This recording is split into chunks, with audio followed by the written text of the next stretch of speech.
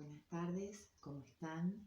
Mi nombre es Sandra Buchardo y los voy a acompañar en estos encuentros que van a intentar hablar y analizar e interpretar algunas obras literarias reconocidas y otras que por ahí no hemos escudriñado demasiado en la literatura o en los ámbitos escolares porque a veces no aparecen en las cajas curriculares. Bueno, la obra que nos interpela hoy es precisamente El juguete rabioso de Roberto Arlt. Roberto Arlt, un escritor consagrado, argentino, multifacético, no consagrado y reconocido por los escritores homólogos de la época, proveniente de un contexto de una clase media de Buenos Aires, del barrio de Flores, un escritor que tuvo que hacer su camino y realmente que vivió de la escritura, vivió para escribir y vivió de la escritura. Fundamentalmente se desempeñó también como periodista, un periodista que daba voz a lo que reclamaba el pueblo y que también incursionó en un tipo de literatura de narrativa policial. Como tal, la obra en cuestión que vamos a analizar es precisamente El juguete rabioso.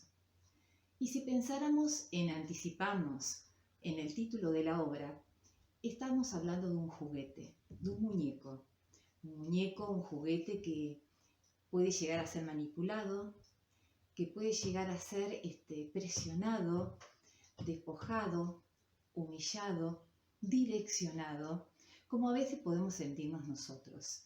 ¿Por qué? Porque factores por la sociedad, por el contexto social, por los condicionamientos, por las matrices impuestas. Y este juguete, esta persona, este sujeto presionado está rabioso, entra en eclosión y se desborda. El juguete rabioso es una novela que a veces ha sido poco entendida y comprendida por algunos porque refleja y presenta una parte de nosotros que a veces, tal vez, no queremos ver. Es una novela prácticamente autobiográfica en donde aparecen muchos aspectos de Roberto Arlt, precisamente aspectos ideológicos, aspectos críticos que él establecía ante una sociedad. Estamos hablando de una obra que fue esbozada en el año 1920, que él quiso publicar, que se lo planteó al editor de la editorial Claridad, y esta obra no gustó. Y bueno, transitó mostrándoselo a sus amigos, en los cafés literarios, porque fue un hombre que también para incursionar en la literatura tuvo que asistir a bibliotecas públicas, asistió a la escuela pública, en la que por ahí no tuvo uno de los mejores comportamientos, y la cultura de él, digamos que la tuvo que adquirir a través de libros prestados, a través de estas bibliotecas y a través de los cafés literarios, no así como la de otros escritores coetáneos de su época. De ahí también que se identificara con los poetas malditos, aquellos que no fueron reconocidos en su época por las obras que ellos realizaban. Entonces nos encontramos con esta obra que la termina publicando en la editorial Latina en el año 1926, impulsados por una gran amistad que entabla con el escritor sí reconocido socialmente y culturalmente Ricardo Buiraldes, que lo emplea como secretario y le plantea publicar esta obra y cambiarle el nombre original que él le había colocado, que era Vida Puerca, ¿sí? Le parecía un poco chocante y le parecía que podía colocarle justamente Juguete Rabioso, que es el nombre del tercer capítulo de esta novela. Esta novela consta de cuatro capítulos, ¿sí? El primero es el de los ladrones. Y aquí vamos a apuntar a algo importante que aparece, un concepto que es importante plantearlo para que establezcamos analogías con lo que acontece actualmente. Nos encontramos con un personaje que es un antihéroe, Silvio Astier, de 14 años. Es un joven totalmente afecto a devorar novelas de folletín. Una novela de folletín que era muy típica en aquella época, una novela creada en el siglo XIX, estamos hablando del principio del siglo XX, pero una novela de folletín que hace referencia a un personaje típico que es Rocambole. Rocambole fue escrito por el Visconde a ver si recuerdo un nombre, el Visconde Pierre Duturel, ¿sí? Es una mezcla, es un bandido que va pasando por distintas etapas. Originariamente era un bandido totalmente negativo. Estamos hablando de un bandido como héroe, ¿no? Mezcla de gentilhombre y bandolero, que asesina, que estrangula hasta a su propia madrastra y hasta a sus amigos, pero que va evolucionando, se va convirtiendo en un héroe, entre comillas, más benévolo, y que cierra todos sus delitos, dejando en el lugar una carta con corazones. Bueno, Sylvia Astier accede a esta novela de folletín, y acá aparece un tema muy importante, que es el tema del acceder a la cultura del libro, de la lectura, a través del préstamo. Él accede a través de un andaluz, de un español, un zapatero, al que él con otros amigos asistía, iban a ver, le contaba historias de bandidos de su antigua España, y a la vez les alquilaba estas novelas de folletín, que también hacían referencia a otros héroes de la época, como el Moicano, Jaime el Barbudo y otros personajes típicos, pero entre ellos Rocambole. Entonces Silvio Astier, de 14 años, su mayor anhelo era ser un bandido de alta categoría, ¿sí? Robar. Entonces yo soñaba con ser bandido y estrangular corregidores libidinosos, enderezaría entuertos, protegería a las viudas y me amarían singulares doncellas. Bueno, acá vemos una gran similitud con lo que pasa con el Quijote de la Mancha y también con lo que sucede con Emma Bovary, Madame Bovary. Madame Bovary, una obra de Flaubert del siglo XIX, que precisamente cae en lo que se llama el bovarismo, el síndrome del bovarismo. Y acá Silvio Astier también es afecto a este bovarismo. Lee tantas novelas de este bandido, Rocambole, que quiere ser un bandido. En el caso de Madame Bovary, leía tantas novelas románticas que se termina deprimiendo porque construye una realidad que es totalmente distinta a la realidad misma. Entonces todos sabemos el destino que tiene Madame Bovary. Entonces el bovarismo es un concepto que se instaló inclusive en la psicología, y son aquellas personas que construyen una realidad que es totalmente adversa, distinta a la que realmente existe. A pensar que también nosotros tenemos un grado de bovarismo con las construcciones de la realidad que hacemos dentro de las redes virtuales o tal vez influenciadas por los medios de comunicación, y cómo la frustración que sentimos cuando realmente vivenciamos la vida misma, ¿no? Cómo se contrasta con ella. Y por otro lado, también en este avatar de leer tanto Rocambole, también aparece el símbolo del rocambolismo, ¿sí? Influenciado por este tipo de literatura. Bien, en esta realidad, entonces, él aspira a ser un bandido y necesitaba a alguien que lo acompañara. Entonces, se hace muy amigo de Enrique Isurbeta. Isurbeta, que era un joven de la misma edad, un falsificador.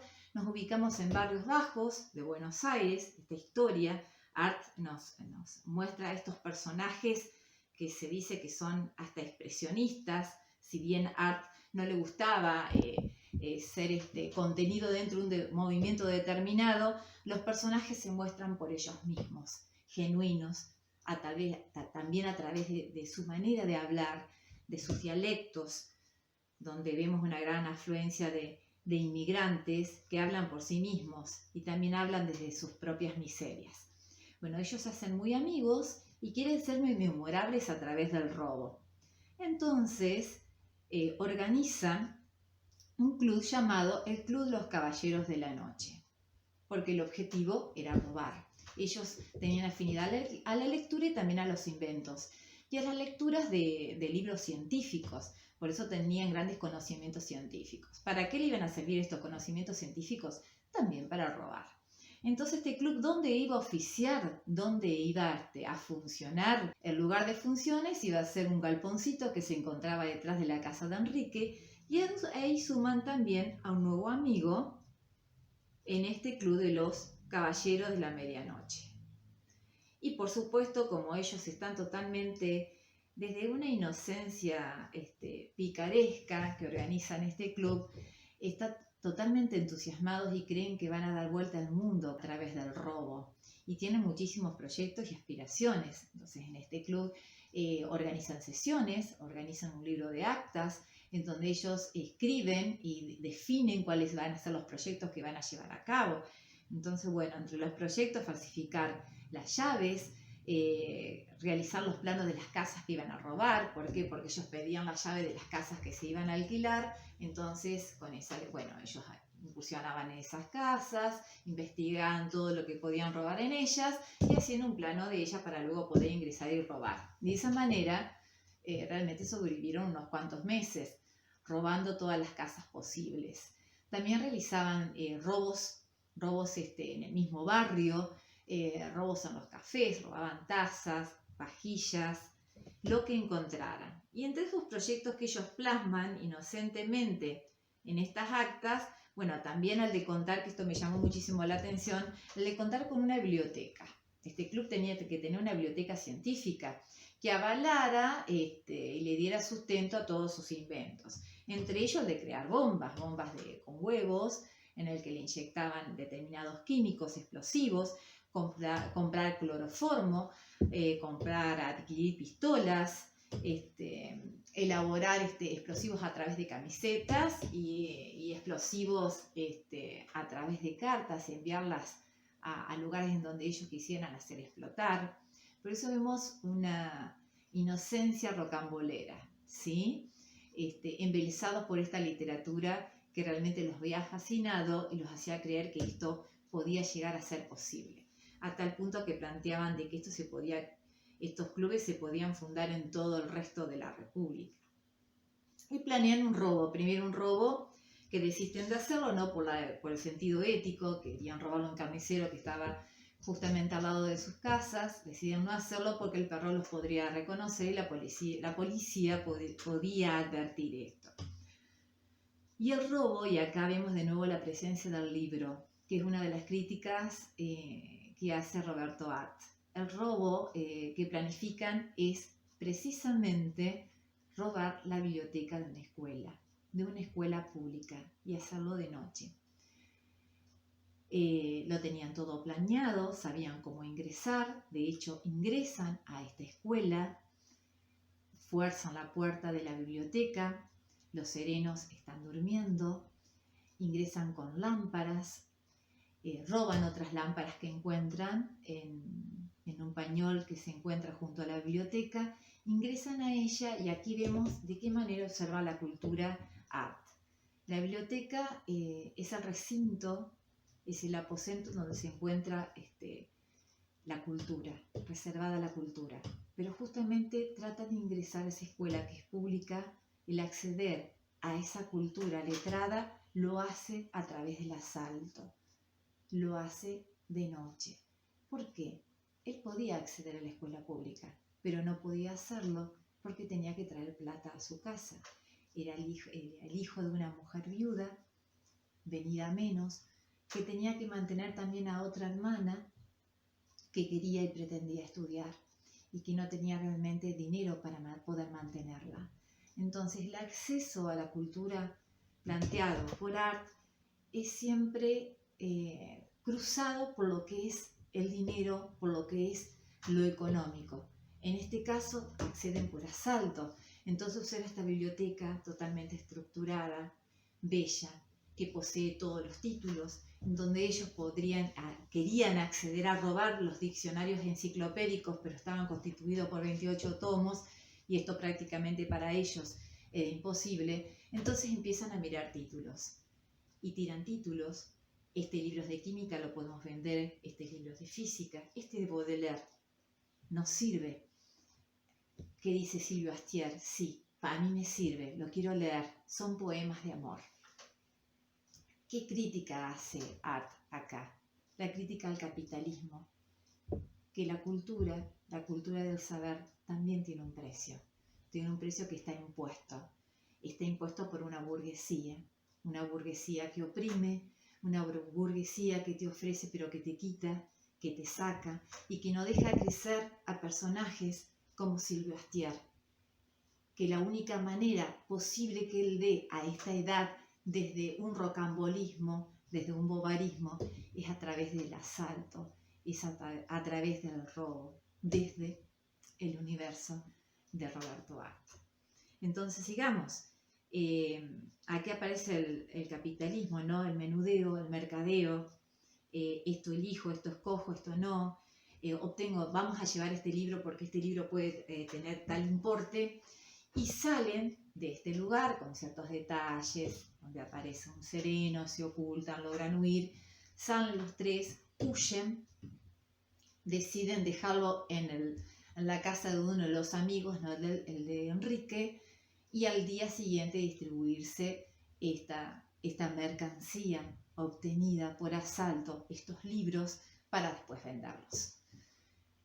Deciden Enrique y Silvio ir cada uno por su casa, con algunos de los libros que ellos consideraban más relevantes para dejarse para ellos, uno de química y el de Baudelaire, Silvio, el que se iban a dejar para ellos. Silvio llega a su casa y al rato se encuentra con que Enrique viene huyendo de la policía, logra esconderlo Silvio, y bueno, y al día siguiente se dan cuenta de que no pueden vender estos libros porque pueden ser delatados, ya que la policía había advertido que la presencia de ellos y podían ser detenidos. Entonces deciden, muy a su pesar, cerrar este club de los Caballeros de la Medianoche, y este proyecto emprendido por Silvio Astier fracasa. ¿Y qué etapa viene ahora? La del segundo capítulo, los trabajos y los días. Después de una etapa, si nosotros nos involucramos como este antihéroe y seguimos este periplo en el cual nosotros como lectores nos cuesta involucrarnos y sentirnos identificados, y porque es una de las cuestiones que he observado, que por ahí cuesta involucrarse en este tipo de personajes o identificamos con él, es precisamente porque a veces podemos llegar parte de él y no lo queremos reconocer. Y en esta situación bohemia en la que él se encuentra, ¿qué sucede? No pueden llegar a pagar el alquiler, se tienen que mudar, deja de ver a sus amigos. En un determinado día la madre le plantea: Silvio, tenés que trabajar. Y se lo plantea precisamente en un momento en el que él estaba leyendo en su casa, totalmente embelesado por la literatura, negándose a esa realidad de que tenía que dejar de ser ese adolescente, ese bohemio, ese soñador que planteaba cambiar el mundo a través del robo, y tenía que trabajar. Y bueno, la relación del trabajo que concibe Silvio Astier como todo un grupo de personas, o como se puede concebir desde un país, el trabajo duele, el trabajo cuesta, con el trabajo no se disfruta, con el trabajo no se gana la plata suficiente. Entonces para él era todo un fracaso el hecho que le plantearan que trabajara. ¿Y trabajar de qué? No voy a trabajar de lo que a mí me gusta escribir. Entonces la madre le plantea: bueno, pero no quisiste estudiar y pedí trabajo en la prensa. No voy a tener. ¿Y qué pretendes? ¿Que trabaje de copero? Entonces se enoja con la madre, y por otro lado se da cuenta de que realmente la está lastimando y que realmente tiene que hacer algo por ella. Está bien, mamá, voy a trabajar. Y la gran desolación que siente contrasta con una canción de Ronda que es cantada por unos niños en la calle. La torre en guardia, la torre en guardia, la quiero conquistar. Contrasta con algo que realmente no quería. No hable de dinero, mamá, por favor, cállese. Pensé, así es la vida. Cuando yo sea grande y tenga un hijo le diré: tenés que trabajar, yo no te puedo mantener. Así es la vida, como un designio, como una matriz. Y es así entonces como ingresa a trabajar en la casa de don Gaetano, un italiano, Gaetano. Tenía una inmensa librería, sí, de compra y venta. Era un salón inmenso, atestado de volúmenes por todos lados. Sobre mesa, sobre un caballete, sobre tablas sobre caballetes, bajo la mesa, en los sótanos.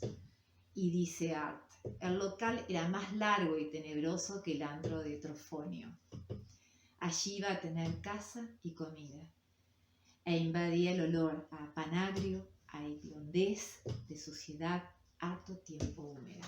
¿Por qué? Porque también, al mismo tiempo, junto a este local estaba la cocina, y todos en el momento de comer comían arriba de los libros, arriba de una mesa, arriba de un tablón. Y la primera jornada que transita en ese lugar con don Gaetano, él le plantea una paga que tiene que trabajar de 10 a 11 de la noche en este local, pero también le otorga lugar para dormir y vivir y comer. En un lugar que estaba cerca de este local, un lugar lúgubre, sucio, oscuro, donde aparece también la humillación, donde aparece la violencia entre don Gaetano y su mujer, donde aparece un personaje que oficia, digamos, de llaves, de sirviente de la familia, un anciano que es el que cocina y que permanentemente dice: Dio fetente, esta casa es un infierno, Dio fetente, Dios apestoso. Silvio entonces decide llamarlo como Dio fetente a este personaje. Y bueno, cuenta de don Gaetano que el primer día él recibe la humillación, lo siente como una humillación, lo acompaña al mercado, don Gaetano le pide que lleve una canasta gigante, entonces él se ve totalmente indigno con esa canasta, totalmente inmensa, que choca contra sus rodillas, contra los transeúntes, que al mismo tiempo la golpean, la patean. Don Gaetano recorre todo el mercado, oliquea, humea todo, come de la mercadería, regatea, era un goloso visual, nos dice Silvio Astier, entraba en éxtasis frente a la mercadería por el dinero que representaba ella y prácticamente no compraba absolutamente nada, iba comiendo de camino. Fue así como termina esa jornada, durmiendo junto a este anciano Dio fetente. Gaetano le plantea: no tenés colchón, no traje colchón, entonces duerme sin un colchón, tapado únicamente por una carpeta verde de una mesa. Y así todos los días sufre en un lugar donde también está presente el libro. Un libro que también es prestado, que es un libro que es alquilado, que es usado, al que él no se ve motivado a leer porque ya ha perdido esa candidez e inocencia de la lectura y se siente totalmente atosigado, enfermo por la realidad que le toca vivir en ese lugar, un matrimonio que pelea permanentemente, que se denigra, que se humilla. Y llega un momento tal en que experimenta esto y dice: una sensación de asco empezó a consumir mi vida dentro de ese antro, rodeado de esa gente que no vomitaba más que palabras de ganancias o ferocidad. Me contagiaron su odio. Tenía la sensación de que mi espíritu se estaba ensuciando, de que la lepra de esa gente me agrieta la piel del espíritu para excavar allí sus cavernas más oscuras. Y de repente empieza a no sentir, a no escuchar, a inmutarse y cae en esa oscuridad espesa y empieza a perder hasta la memoria y los contornos de los rostros de aquellas personas a quien amaba. Si nosotros nos trasladamos a nuestra realidad es cuando dejamos de ser niños, dejamos de ser adolescentes y tenemos que acceder a enfrentar la vida dura, la vida del trabajo. En este caso planteo de un trabajo que uno no quiere, que no ama, en el que no es feliz, en donde uno se empieza a automatizar, se empieza a convertir en un muñeco, en un juguete manipulado, en donde uno empieza a naturalizar todo lo hostil que representa eso que me va invadiendo. Y lo naturalizo tanto que ya no siento ni ganas de llorar. Es así entonces como un día, antes de retirarse de ese local, empieza a sentir tanta ira, tanto hastío, tanto asco, que quiere cortar con esa realidad. Se retira del local, ve una brasa donde estaban cocinando junto a la cocina, y de repente le asesta una idea. Voy a tirar esa brasa sobre ese montículo de papeles que está junto a una estantería, y mañana este local no existirá más. Y es así como esa idea tan inmoral, tan canallesca, de romper con esa realidad que tanto lo abrumaba, él llega al lugar en donde se acuestan con Difetente y con el matrimonio, y sueña que el día va a ser mejor, porque ese local va a desaparecer, se va a incendiar, y con él tal vez se incendie toda aquella experiencia trágica que vivió. Y siente éxtasis, disfruta, siente placer. ¿Qué sucede al día siguiente? No pasó absolutamente nada. La brasa se había humedecido con el agua que tiraba don Fetente cuando lavaba los platos. Desde aquel momento decidió no trabajar más en aquel lugar. Otro fracaso de un proyecto, entre comillas. Y este estado de degradación psicológica, de involución, lo va llevando a enojarse, a indignarse, a convertirse en ese juguete rabioso, que lo tenemos ya en el capítulo 5, titulado de esa manera. Bueno, ¿qué es lo que sucede aquí? Se encontraba en su casa, otra vez leyendo un libro. Escogía entre leer Nietzsche y la electrónica, decide leer la electrónica, y aparece una vecina quien le comenta que en un anuncio periodístico ofrecían un lugar de aprendiz de mecánica en la Escuela Militar de Aviación. Le dice que se presente en el Palomar. Él se presenta, acude a ese lugar, se encuentra con unos militares y le dicen que el puesto ya ha sido ocupado. Qué lástima, dice, porque yo tengo conocimientos en invención.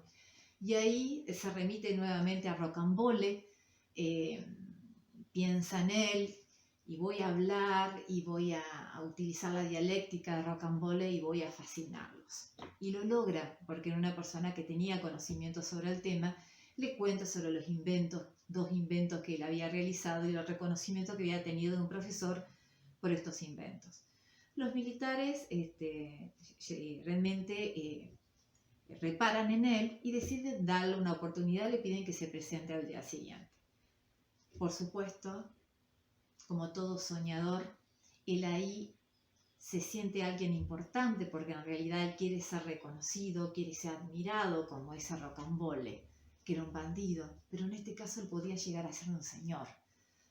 Entonces empieza a soñar, como nos pasa a muchos, que también sufrimos del bobarismo, de esa literatura romántica. Y al cuarto día es llamado por el capitán Márquez, que le pide que le comente sobre un invento que él quería hacer de una bomba de trinchera. Entonces él le comenta cómo podría hacer este invento, ya se lo había comentado anteriormente, y el capitán Márquez queda fascinado de la inteligencia de este joven. Y lo mira y le dice, pero usted tiene que desarrollar este pensamiento y lo tiene que hacer estudiando, joven. Tiene que estudiar mucho. Entonces, él sale de ese lugar cuando hable con el capitán Márquez totalmente henchido de satisfacción, porque por fin alguien lo reconoce y lo estimula para que siga estudiando. Pasan unas horas y es llamado por un sargento. Y el sargento le pide que entregue el uniforme. ¿Por qué? ¿Cómo? Por orden del capitán Márquez. ¿Pero por qué? Si yo no hice absolutamente nada. Entonces, ¿qué le dice el sargento? Vea, el capitán Márquez me habló de usted. Su puesto está en la escuela industrial. Aquí no necesitamos personas inteligentes, sino brutos para el trabajo. Luchaban por inteligente. Luchaba el capitán Márquez tal vez para darle una oportunidad para que pudiera estudiar. Pero el capitán Márquez no sabía que no podía acceder al estudio porque tenía que trabajar. Totalmente desesperado, se ve frustrado nuevamente, no entendía por qué y tenía que volver a su casa. ¿Y qué le iba a decir a su madre? Que tal vez no le iba a decir nada, solamente lo iba a mirar, y esa mirada a él lo iba a matar. ¿Qué le iba a decir su hermana? que le iba a decir Lila. Entonces empieza a deambular y a pergeñar que qué voy a hacer. ¿Y qué decide hacer deambulando? Ingresa a un hotel y decide dormir allí y al día siguiente irse a Europa. Buscar trabajo en un transatlántico e irse a Europa. Y es allí donde tiene una experiencia con un joven que se encuentra durmiendo en un hotel muy rústico, muy humilde, e irrumpe mientras él ya se había dormido y lo despierta un joven gay que se prostituía. Él desconoce esto, pero que percibe que es gay y cuando lo observa y lo ve, empieza a sentir olor a sucio. Entonces le se presenta, le dice: yo me llamo fulano de tal, hoy voy a acompañarte esta noche. Habían 2 camas, no era una sola cama. Y le dice: pero usted no tiene los pies sucios, de repente. Entonces este joven le dice: pero usted, disculpe, le hizo mal que lo despertara. Se saca el saco, percibe el olor a ropa sucia, a ropa grasienta, y le dice: por favor, abra la puerta, que siento olor a suciedad. Como transformando este escozor que sentía hacia un gay desde el olor, intentando agredirlo desde ese lugar. Bueno, en un determinado momento trata de insinuársele, se cae una foto del saco, entonces se pone en evidencia que es gay y le dice: usted es un degenerado. Entonces el joven le dice: bueno, esto me lo tomo de a rachas, me da de a rachas esto, pero yo antes no era así. Por favor, retírese, te voy a romper la nariz, se trata de usted. Le dice que no, que por favor lo deje pasar la noche allí. Llora, le da la espalda, y ahí como que intenta dialogar con él. El joven le dice: no quiero hablar con vos, vos sos malo. Entonces le dice: bueno, pero con este porteño, ¿cómo entraste en esto? Entonces le cuenta al joven que él era un niño adinerado, que un maestro lo había inducido en esto, que cuando el maestro dejó de ir a la casa, él lo buscaba a este maestro y que este maestro después terminó ahorcado en un café. Después le dice que este relato es mentira, le dice que es verdad. Entonces le vuelve a insistir: en serio, vos sos un tipo raro, ¿y qué dice tu familia? ¿Y qué dicen tus padres? Y él le dice que bueno, que él no puede cambiar. Entonces dice que por qué no visitó a un médico, a alguien que te haga ver de los nervios, hasta que en un determinado momento asume de que ya no lo puede convencer y empieza a llorar este joven y le dice de que él daría lo que fuera por ser mujer, por parir, por tener un niño, por tener un hombre que lo ame, que lo cuide, que haría cualquier cosa. Entonces él se apiada de este joven y piensa, intenta acariciarlo, el joven lo rechaza y dice: ¿quién era ese pobre ser humano que pronunciaba palabras tan terribles como nuevas? Que no podía más, que no pedía más que un poco de amor. Solamente pedía amor. Tribulación humana. Cuántas palabras tristes estaban aún escondidas en las entrañas del hombre. Cuántas cosas hay en las personas guardadas que no pueden salir y que son acalladas por tabúes, por matrices impuestas. Valoro muchísimo este logro de esta conversación, que no está teñida de cuestiones grotescas, pero la valoro en el sentido en el año en que fue escrita, en el año 1920. Pasó un siglo, ¿sí? Hay diferencias con la actualidad. ¿Hemos evolucionado realmente? Yo creo que hemos evolucionado, pero hay cosas que han quedado y que tenemos que seguir trabajando para que ellas afloren. Pero bien, volvemos a la obra, nuevamente, a esta obra literaria. Bueno, ¿qué hace él entonces? Bueno, se duerme, se despierta, ya no lo ve que este joven le dejó unos billetes, sale tipo 5 de la mañana, Sabe que esta experiencia con este joven no la va a olvidar más porque tuvo que desafiar un tabú que para él, un tema tabú del que no se hablaba, del que no se decía absolutamente nada, se rechazaba, ¿sí? Bien, vaga por las calles, observa que la gente está bien, que está feliz y de nuevo surgen estos detalles canallescos en él. Ve una persona dormida, un bulto dormido, enciende un cigarrillo, lo tira, lo quema y sale corriendo. Y bueno, se va a buscar, se va hacia la zona de los barcos para ver si puede conseguir trabajo y poder viajar a Europa. No lo obtiene. En el camino compra un revólver con 5 proyectiles. Y bueno, decide irse a un galpón y de repente le asalta una idea. Es inútil. Tengo que matarme. No he de morir, no. Yo no puedo morir, pero tengo que matarme. Y se va hacia un galpón y piensa románticamente también, ¿dónde me tiro el tiro? ¿Me lo tiro en la cara? No, me afearía. Me lo voy a tirar en el corazón. Y tiene que palparse el corazón, pero no recuerda dónde está. No recordaba cómo sentirlo. Había perdido esa sensibilidad. Y se pega un tiro. ¿Y qué sucede? No sucede nada. Se despierta y cuando se despierta está en la cama, en su casa, está junto a su madre llorando, reclamándole que por qué había llevado a cabo semejante acción. Finalmente nos encontramos con el capítulo 4, Judas Iscariote, en donde él obtiene, luego de este fracaso, de esta decisión en la cual también él fracasa, que es la de quitarse la vida, obtiene un trabajo de papelero, de venta de papel, un trabajo que también había tenido el autor Roberto Art, y su jefe, su patrón es Don Monti, ¿sí?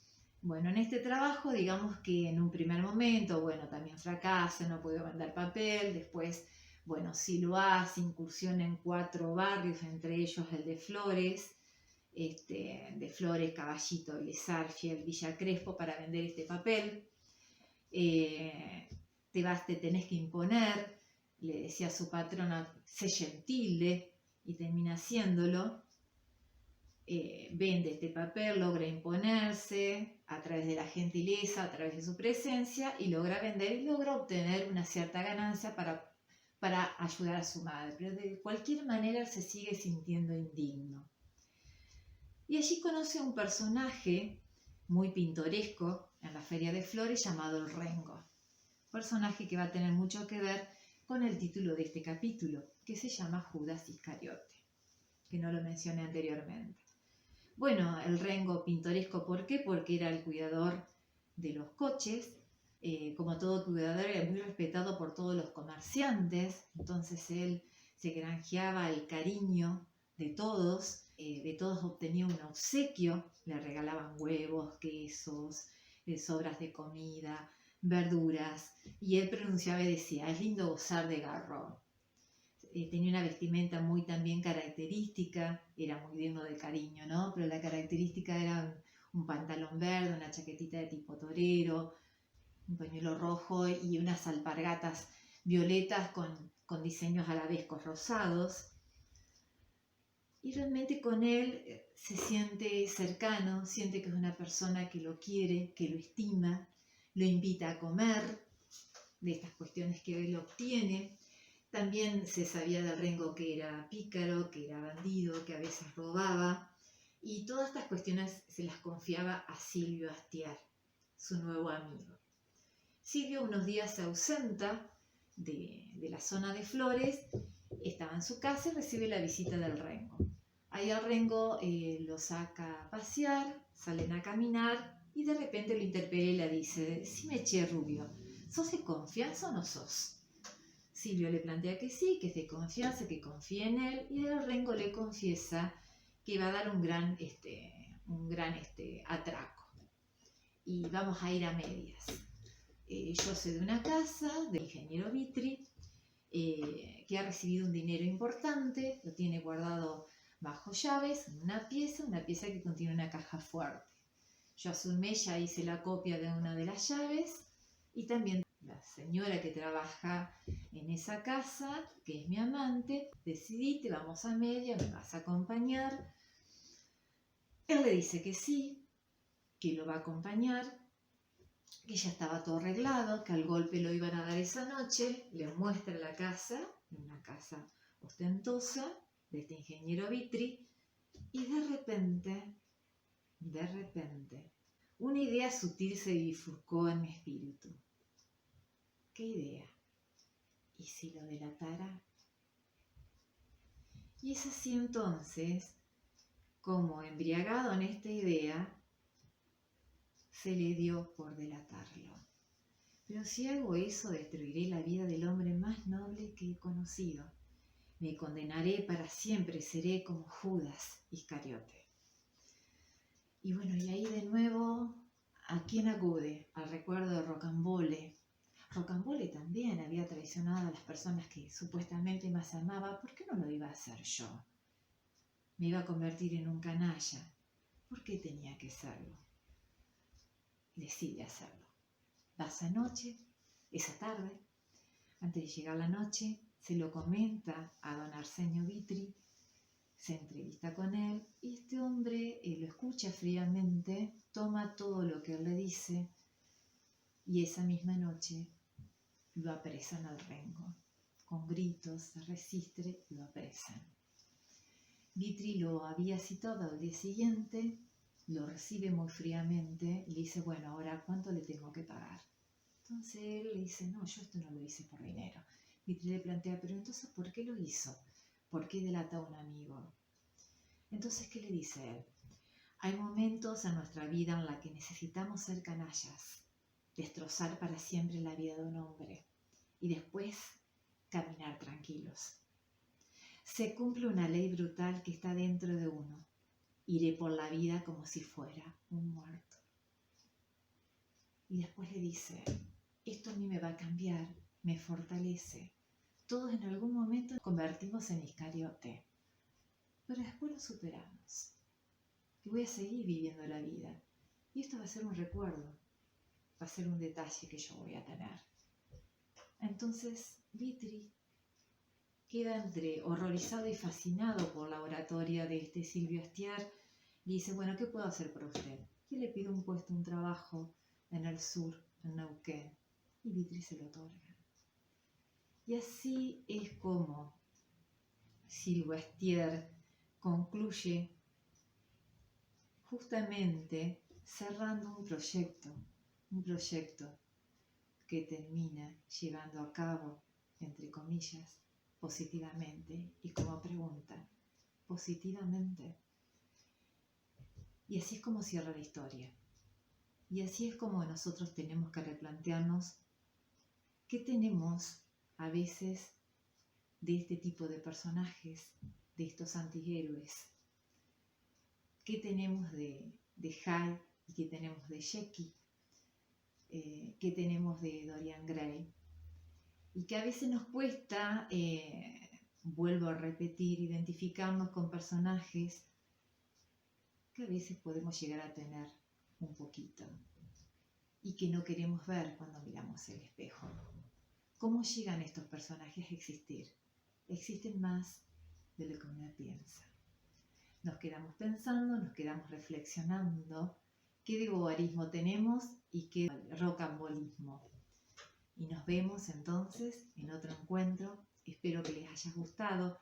La idea es que si no leyeron esta obra, la lean. Y si la leyeron, que la vuelvan a leer desde otra impronta, desde otra mirada y desde otro análisis. Nos estamos viendo con otra obra literaria. Ha sido un gusto. Hasta luego.